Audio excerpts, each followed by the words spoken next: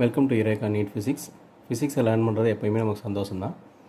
நிறைய பேர் கஷ்டமாக உள்ள ஒரு சப்ஜெக்டை நம்ம கிளியராக புரிஞ்சுக்கிட்டால் அது ஒரு சந்தோஷத்தை கொடுக்கக்கூடிய விஷயந்தான். நீட் எக்ஸாமுக்கு தேவையான ஃபிசிக்ஸில் உள்ள இம்பார்ட்டன்ட் டாபிக்ஸை வரிசையாக பார்த்துக்கிட்டு இருக்கோம். அந்த சீரீஸில் இன்றைக்கி கைனமேட்டிக்ஸ்லேருந்து எஸ்டி கிராஃப் அண்ட் விடி கிராஃபோட இம்பார்ட்டன்ஸு, அதில் ப்ரீவியஸ் இயரில் கேட்கப்பட்ட கொஸ்டின்ஸ் எல்லாம் டீட்டெயிலாக டிஸ்கஸ் பண்ணலாம். மேத்தமெட்டிக்கில் ஒரு கிராஃப் பற்றி நமக்கு பேசிக்காக என்னென்ன தெரியணும் அப்படிங்கிறத ஃபஸ்ட்டு பார்த்துடலாம். ஒரு கிராஃபில் Y axis and X axis இருக்குன்னு வச்சுக்கோங்க. இது ஏதாவது ஒரு ஸ்ட்ரைட் லைன் இல்லை கர்வ்டு கிராஃபாக இருக்குது அப்படின்னா, இந்த கிராஃபில் ஃபஸ்ட்டு ஆங்கிள் எப்படி மெஷர் பண்ணுறது?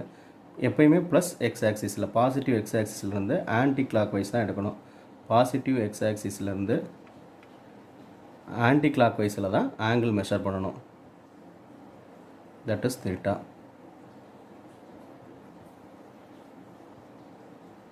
ஆப்போசிட் சைடில் மெஷர் பண்ணக்கூடாது. இதை தான் ஆங்கிள் தீட்டான்னு சொல்கிறோம்.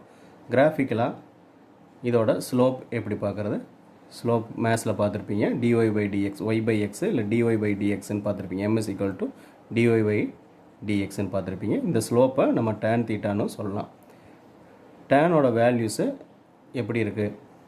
0லேருந்து 90 டிகிரி போகும்போது இன்க்ரீஸ் ஆகுது. 0 to 90 டிகிரி வந்து டேன் வேல்யூஸ் வந்து இன்க்ரீஸ் ஆகும்.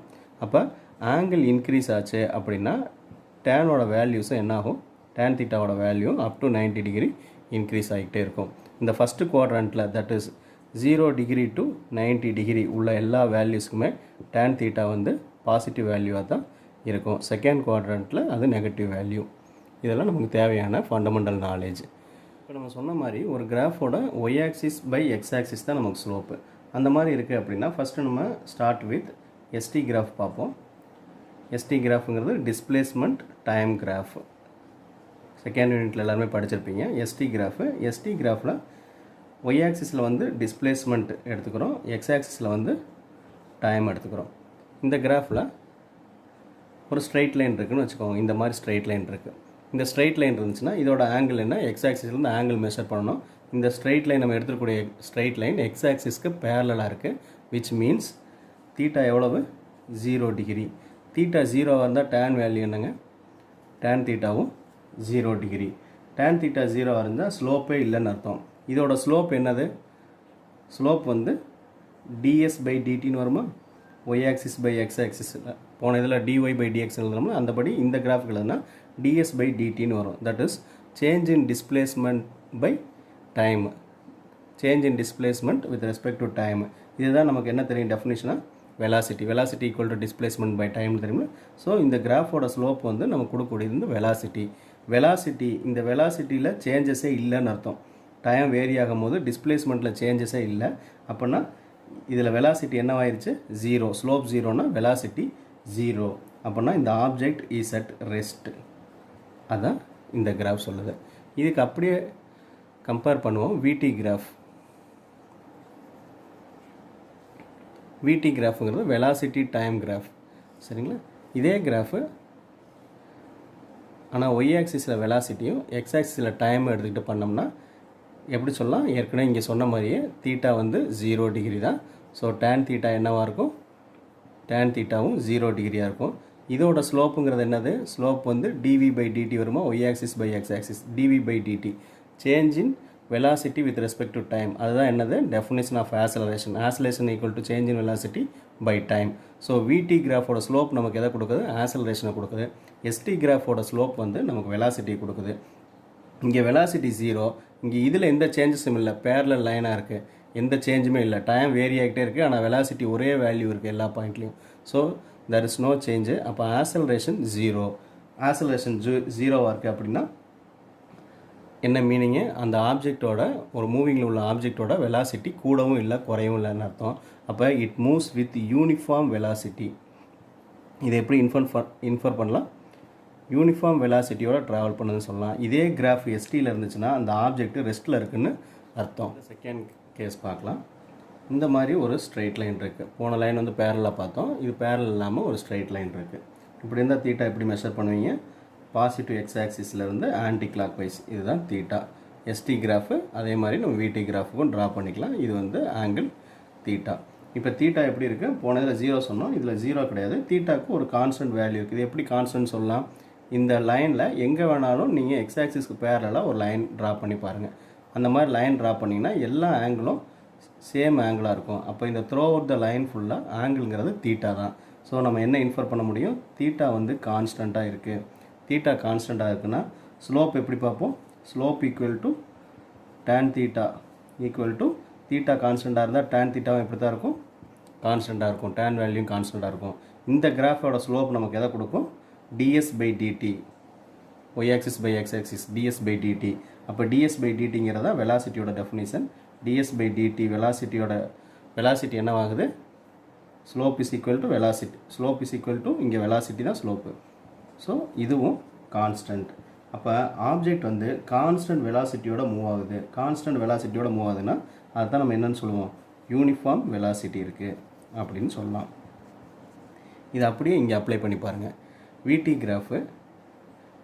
ஸோ அகெயின் இங்கே தீட்டா கான்ஸ்டன்ட்டு, தீட்டா கான்ஸ்டன்ட்னா ஸ்லோப்புக்கான எக்ஸ்பிரஷன் என்ன, tan theta.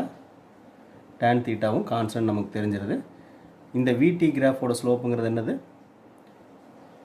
Acceleration. Acceleration a is equal to dv by dt. Acceleration கான்ஸ்டண்ட்டாக இருக்குது. ஆசலரேஷன் கான்ஸ்டண்ட்டாக இருக்குன்னா யூனிஃபார்ம்லி ஆக்சலரேட்டட் பாடின்னு சொல்லலாம். எப்படி சொல்கிறோம், யூனிஃபார்ம்லி ஆக்சலரேட்டட் ஆப்ஜெக்ட்.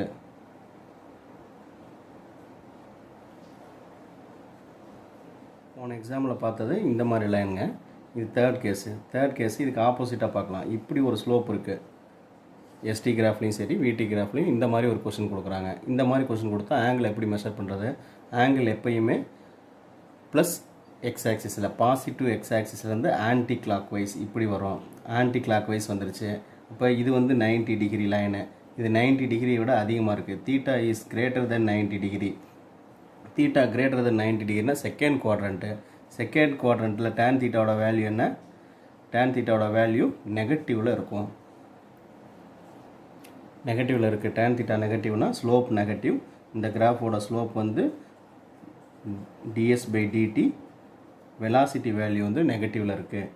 ஆனால் கான்ஸ்டண்ட்டாக இருக்குது. வெலாசிட்டி கான்ஸ்டண்ட்டாக தான் குறைஞ்சிக்கிட்டு இருக்குது. கான்ஸ்டண்ட்டாக இருக்கும், யூனிஃபார்ம் மோஷனாக தான் இருக்கும், ஆனால் நெகட்டிவில் இருக்கும். இதில் வந்து அகெயின் தீட்டா என்ன வரும், தீட்டா வந்து greater than 90 degree. So tan theta என்னவாக இருக்கும், tan வந்து நெகட்டிவில் இருக்குது. நெகட்டிவில் இருந்தால் இதோட ஸ்லோப் வந்து acceleration. Acceleration equal to dv by dt இந்த கர்வுக்கு. ஸோ இதோட வேல்யூ நெகட்டிவில் இருக்கும். நெகட்டிவ் ஆசலரேஷனாக நம்ம என்ன சொல்லுவோம், ரிட்டார்டேஷன். ஸோ இதோட ரிசல்ட்டு இன்ஃபரன்ஸ் என்ன சொல்லலாம், இது ரிட்டார்டேஷனில் இருக்க ஆப்ஜெக்ட் வந்து ஆப்ஜெக்டோட ஆசலரேஷன் வந்து குறைஞ்சிக்கிட்டே இருக்குது. ஒரு மூவிங் பைக்குனா அதுக்கு பிரேக் அப்ளை பண்ணுற மாதிரி, ஆசலரேஷனை குறைக்கிறது வந்து பிரேக் அப்ளை பண்ணுற மாதிரி ரிட்டார்டேஷனில் இருக்குது அப்படின்னு சொல்லலாம். கேஸு இந்த மாதிரி கர்வில் கொடுக்குறாங்க. கர்வில் கொடுத்தா எப்படி பண்ணுறது, கர்வில் இருக்கும்போது தீட்டா எப்படி பார்க்குறது அப்படின்னா, எந்த பாயிண்ட்டுக்கு நம்ம பார்க்கணுமோ அந்த பாயிண்ட்லேருந்து ஒரு டேஞ்சன்ட் ட்ரா பண்ணணும். அந்த பாயிண்ட்லேருந்து எக்ஸ் ஆக்சிஸ்க்கு ஒரு டேஞ்சன்ட் லைன் வந்து ட்ரா பண்ணணும். இந்த டேஞ்சன்ட்டுக்கும் இதுக்கும் நடுவில் உள்ளது ஆங்கிள். ஒவ்வொரு பாயிண்ட்லையும் ஆங்கிள் வந்து வேரி ஆகிட்டே போகும். இப்போ இந்த பாயிண்ட்டில் பார்க்கணும் அப்படின்னா இந்த பாயிண்ட்லேருந்து அந்த லைனுக்கு நம்ம ஒரு டேஞ்சன்ட் ட்ரா பண்ணணும். டேஞ்சன்ட் ட்ரா பண்ணால் இதுதான் தீட்டா. இப்போ ஒவ்வொரு இடத்துலையும் தீட்டா வந்து வேல்யூ என்னவாகிட்டே இருக்குன்னு பாருங்கள். இந்த இடத்துல கூடிய தீட்டா எப்படி இருக்குது, இது ரொம்ப ஷார்ட் ஆங்கிளாக இருக்குது. இந்த கேஸில் உள்ள தீட்டா எப்படி இருக்குது, கொஞ்சம் அதிகமாக இருக்குது. இது மோரார்லெஸ் ஒரு 30 to 45 டிகிரி மாதிரி இருக்குது. இது மோர் தென் 60 டிகிரி மாதிரி இருக்குது. அப்போ தீட்டா வந்து இன்க்ரீஸ் ஆகுது. தீட்டா இன்க்ரீஸ் ஆகுது அப்படின்னா tan தீட்டாவும் என்னவாகும், இன்க்ரீஸ் ஆகும். ஏன்னா 0லேருந்து 90 டிகிரி வரையும் tan வேல்யூ வந்து இன்க்ரீஸ் ஆகிட்டே இருக்கும். tan தீட்டா இன்க்ரீஸ் ஆகுது அப்படின்னா இந்த tan தீட்டாங்கிறது ஸ்லோப்பு. இந்த கொடுத்துருக்கூடிய கிராஃபோட ஸ்லோப்புங்கிறது என்னது, ds by dt, that is velocity. Velocity ds by dtங்கிறது இந்த கிராஃபோட ஸ்லோப்பு. tan தீட்டா இன்க்ரீஸ் ஆகிறனால வெலாசிட்டி இன்க்ரீஸ் ஆகுது. நம்ம என்ன சொல்லலாம், இப்போ இது வந்து நான் யூனிஃபார்ம் மோஷன். வெலாசிட்டி இன்க்ரீஸ் ஆகக்கூடிய, ஏன்னா வெலாசிட்டி இன்க்ரீஸ் ஆச்சுன்னா என்ன அர்த்தம், வெலாசிட்டியில் சேஞ்ச் இருக்குன்னு அர்த்தம். வெலாசிட்டியில் சேஞ்ச் இருந்துச்சுன்னா ஆசலரேஷன் இருக்குன்னு அர்த்தம். ஆசலரேஷன் இருந்தாலே அது யூனிஃபார்ம் மோஷன் சொல்ல முடியாது. நான் யூனிஃபார்ம் மோஷன், வெலாசிட்டி இன்க்ரீசஸ். இந்த கேஸை நம்ம விடி கிராஃபில் அப்ளை பண்ணி பார்க்கலாம். இந்த மாதிரி இருக்குது அப்படின்னா இதுக்கு 2 லைன் நம்ம ட்ரா பண்ணி அதோட ஸ்லோப் எப்படி வேரி ஆகுதுன்னு பார்க்கலாம். போக போக ஸ்லோப் பாருங்கள், இது சின்ன ஸ்லோப்பாக வரும். திரும்ப போகும்போது இந்த ஆங்கிள் வந்து அதை விட அதிகமான ஆங்கிளாக இருக்கும். 2 ஆங்கிளையும் கம்பேர் பண்ணி பாருங்கள் நம்ம வரைஞ்சிடக்கூடிய டேஞ்சண்ட்டுக்கு. அப்போ ஆங்கிள் வந்து இன்க்ரீஸ் ஆகுது. டைம் இன்க்ரீஸ் ஆக ஆங்கிள் இன்க்ரீஸ் ஆகிட்டே இருக்குது. விச் மீன்ஸ் ஆங்கிள் இன்க்ரீஸ் ஆச்சுன்னா tan தீட்டாவும் இன்க்ரீஸ் ஆகும். tan தீட்டா இன்க்ரீஸ் ஆச்சுன்னா ஸ்லோப் இன்க்ரீஸ் ஆகுன்னு அர்த்தம். Which means acceleration increases. Acceleration increase ஆகிறதுனால இதுவும் நான் யூனிஃபார்ம் மோஷன் தான். எஸ்டி கிராஃபை வச்சு விடி கிராஃபுக்கு நீங்கள் சொல்லிடலாம். 2யும் கம்பேர் பண்ணி படிச்சிங்கன்னா ஈஸி. 5th கேஸ் பார்க்கலாம். போன கர்வ் எப்படி வரைஞ்சிருந்தோம்? இந்த மாதிரி வரைஞ்சிருந்தோம். கான்கேவ் வந்து அப்வேர்டு இருக்கிற மாதிரி. இப்போ கான்கேவ் வந்து டவுன்வேர்டு இருக்கிற மாதிரி ஒரு கர்வ் கொடுத்தாங்கன்னா அந்த மாதிரி ப்ராப்ளத்தை எப்படி சால்வ் பண்ணுறது? இந்த மாதிரி கர்வ் கொடுக்குறாங்கன்னு வச்சுக்கோங்க. இந்த மாதிரி கர்வ் இருந்துச்சு அப்படின்னா நம்ம அகைன் தீட்டா கால்குலேட் பண்ணணும்னா இந்த பாயிண்டில் தீட்டா வேணும்னு வச்சுக்கோங்க. ஸோ நம்ம இந்த தீட்டா வந்து எக்ஸ்டெண்ட் பண்ணணும். சம் அதர் பாயிண்ட்டு, இந்த பாயிண்ட்டுக்கு தீட்டா வேணும் அப்படின்னா அங்கேருந்து ஒரு டேஞ்சண்ட்டு எக்ஸ்டெண்ட் பண்ணணும். ஸோ இந்த லைனை எக்ஸ்டெண்ட் பண்ணி இந்த தீட்டாவை பார்க்கணும். இந்த தீட்டா பார்க்கும்போது என்ன ஆகும்? ரொம்ப லாங்கில் உள்ளதுக்கு வந்து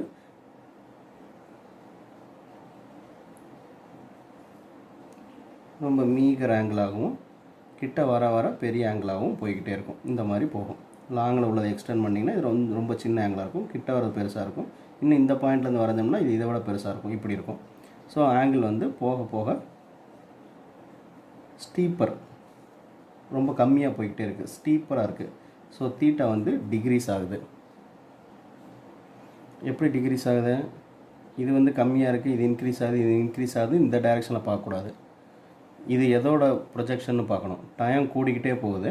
இந்த கிராஃபில் பண்ணுறோம் பாருங்கள். ஃபஸ்ட்டு உள்ள டயத்துக்கு இந்த இடத்துல பார்ப்போம். ஒரு கம்மியான டயத்துக்கு போட்டோம்னா இந்த மாதிரி ஆங்கிள் வரும். இது கொஞ்சம் பெரிய ஆங்கிளாக இருக்கும். ஸோ கொஞ்சம் தள்ளி உள்ள டயத்தை இன்க்ரீஸ் பண்ணுறோம். அதுக்கான ப்ரொஜெக்ஷன், அதுக்கான டேஞ்சண்ட் வரைஞ்சோம்னா அது ஸ்டீப்பராக போகும். இன்னும் லாங்கில் உள்ளதுக்கு போட்டோம்னா அது இன்னும் ரொம்ப கம்மியான ஆங்கிளாக போகும். ஸோ டைம் கூடுது. அப்போ நம்ம இதில் வந்து இந்த டைரெக்ஷன் எடுக்கணும். லாஸ்ட் ப்ராப்ளம் மாதிரி இங்கே தீட்டா இருக்குது, அதை விட இது இன்க்ரீஸ் ஆயிடுச்சு, அதை விட இது இன்க்ரீஸ் ஆயிடுச்சு, தீட்டா இன்க்ரீஸ் ஆயிடுச்சுன்னு நினைக்கக்கூடாது. ஏன்னா இதுதான் ஃபஸ்ட்டு உள்ள ப்ரொஜெக்ஷன். இது ரெண்டாவது, அதுக்கு அடுத்த உள்ள டைமுக்குள்ள டேஞ்சண்ட் வந்து இது, அதுக்கு அடுத்த டைமுக்குள்ள டேஞ்சண்ட் வந்து இது. ஸோ இந்த டைரெக்ஷனில் பார்க்கணும். இதை விட இந்த தீட்டா எப்படி இருக்குது, இதை விட இந்த தீட்டா எப்படி இருக்குன்னு கம்பேர் பண்ணணும். அப்படி கம்பேர் பண்ணிங்கன்னா தீட்டா என்ன ஆகுதுங்க? டிக்ரீஸ் ஆகுது. கொஞ்சம் கேர்ஃபுல்லாக யோசிச்சிங்கன்னா புரியும். தீட்டா டிக்ரீஸ் ஆச்சுன்னா டேனும் என்ன ஆகும்? டேன் தீட்டாவும் டிக்ரீஸ் ஆகும். டேன் தீட்டா டிக்ரீஸ் ஆகுது. ஸோ இந்த கர்வோட ஸ்லோப் வந்து டிக்ரீஸ் ஆகுது. இந்த எஸ்டி கிராஃபோட ஸ்லோப்புங்கிறது என்னது? Velocity. So tan theta decrease ஆகிறதுனால வெலாசிட்டி டிக்ரீசஸ். ஏன்னா உங்களுக்கு ஃபார்முலா என்ன தெரியும்? Velocity equal to tan theta equal to ds/dt. இப்போ டேன் தீட்டா டிக்ரீஸ் ஆகிறதுனால வெலாசிட்டி டிக்ரீஸ் ஆகுதுன்னு நம்ம சொல்லலாம். அதே மாதிரி இங்கே என்ன வரும்? இந்த விடி கிராஃபோட ஸ்லோப்புங்கிறது ஆக்சலரேஷன். ஸோ இங்கே ஆக்சலரேஷன் வந்து என்ன ஆகுதுங்க? டிக்ரீஸ் ஆகுது. வெலாசிட்டி டிக்ரீஸ் ஆகிறதுனால வெலாசிட்டியில் ஒரு சேஞ்ச் இருந்துக்கிட்டே இருக்குது. வெலாசிட்டியில் சேஞ்ச் இருந்துச்சுன்னா தேர் இஸ் சம் ஆக்சலரேஷன். அப்போ ஆக்சலரேஷன் இருந்தாலே அது யூனிஃபார்ம் மோஷன்னு சொல்ல முடியாது. நான் யூனிஃபார்ம் மோஷன்னு இதை இன்ஃபர் பண்ணலாம். இதோட ரிசல்ட் எப்படி சொல்லலாம்? Acceleration decreases. ஆக்சலரேஷன் டிக்ரீசஸ்னால் ஆக்சலரேஷன் நெகட்டிவ்னு அர்த்தம் இல்லை. ஆக்சலரேஷன் குறைஞ்சிக்கிட்டு போகிறது வந்து பிரேக் அப்ளை பண்ணுற மாதிரி கிடையாது. இது வந்து ரிட்டார்டேஷன்னு சொல்லிடாதீங்க. Acceleration decreases. ரிட்டார்டேஷன் கேஸ் வந்து எப்படி பார்த்தோம்? இந்த மாதிரி ஒரு கிராஃப் இருந்தால் தான் அது ரிட்டார்டேஷன். இதில் வந்து ஆக்சலரேஷன் குறைஞ்சிக்கிட்டு இருக்கு. பட் இது வந்து ஆக்சலரேஷன் நெகட்டிவ். ஆக்சலரேஷன் நெகட்டிவில் இருந்தால் மட்டும்தான் நம்ம ரிட்டார்டேஷன் சொல்ல முடியும். ஆக்சலரேஷனை குறையிறத ரிட்டார்டேஷன் சொல்ல முடியாது. ரெண்டுக்கும் வித்தியாசம் இருக்குது. இந்த 5 டைப்ஸையும் கம்பேர் பண்ணி படித்து வச்சுக்கோங்க. படித்து வச்சுக்கிட்டிங்கன்னா ஒரே டயத்தில் 2 கிராஃபையும் எஸ்டி கிராஃப் விடி கிராஃபை கம்பேர் பண்ணி படிச்சிங்கன்னா தான் ஈஸியாக ஞாபகம் வச்சுக்க முடியும். நீட் எக்ஸாமில் இதுலேருந்து இந்த கிராஃபிக்கல் மெத்தடில் கேட்ட கொஷின்ஸ் என்னங்கிறத பார்க்கலாம். 94ல் கேட்ட இந்த கொஸ்டினை பாருங்கள். டிஸ்பிளேஸ்மெண்ட் டைம் கிராஃப் கொடுத்துருக்காங்க. எஸ்டி கிராஃப் கொடுத்துட்டு இன்ஸ்டன்டானியஸ் வெலாசிட்டி வந்து எந்த பாயிண்ட்டில் நெகட்டிவில் இருக்குன்னு கேட்குறாங்க. இந்த எஸ்டி கிராஃபை பொறுத்தவரை ஏதாவது ஒரு பாயிண்ட்டுக்கு நம்ம ப்ரொஜெக்ஷன் எடுத்தோம்னாலே அது இன்ஸ்டன்டானியஸ் வெலாசிட்டி தான். இதுலேருந்து ஆவரேஜ் வெலாசிட்டி பார்க்க முடியாது. அதுக்கு வேறு மெத்தடு. ஒரு பாயிண்ட்டில் பர்டிகுலராக பார்க்குறோம் அப்படின்னாலே அது அந்த பாயிண்ட்டில் அந்த பார்ட்டிகளோட டிஸ்பிளேஸ்மெண்ட் என்ன இருக்குது டயத்தை பொறுத்து அப்படிங்கிறது. அப்போ டயத்தை பொறுத்து டிஸ்பிளேஸ்மெண்ட் பார்த்தோம்னா அது வெலாசிட்டி கொடுக்கும், இன்ஸ்டன்டானியஸ் வெலாசிட்டி கொடுக்கும். எந்த பாயிண்ட்டில் நெகட்டிவில் இருக்குன்னு கேட்குறாங்க. ஸோ நெகட்டிவில் இருந்தால் எங்கே வந்து ஆங்கிள் தீட்டா நெகட்டிவில் இருக்குன்னு பார்க்கணும். இப்போ இதில் தீட்டா, இந்த பாயிண்ட்டுக்கு தீட்டா பார்த்தீங்கன்னா இது பாசிட்டிவில் இருக்கும். இந்த பாயிண்ட்டுக்கு வந்து பாசிட்டிவில் இருக்கும். இந்த பாயிண்ட் ஈங்கிற பாயிண்ட்டு நம்ம ஒரு கிராஃப் பார்த்தோம், இந்த மாதிரி லைன் வருது, இந்த மாதிரி லைன் இருந்துச்சுன்னா தீட்டாவை எப்படி மெஷர் பண்ணுவோம், இப்படி மெஷர் பண்ணுவோம். தீட்டா வந்து கிரேட்டர் தென் 90 டிகிரியாக இருக்கும். அப்போ டேன் தீட்டா நெகட்டிவ் ஆகிடும். எந்த பாயிண்ட்டில் ஸ்லோப் நெகட்டிவ்னு பார்க்கணும்.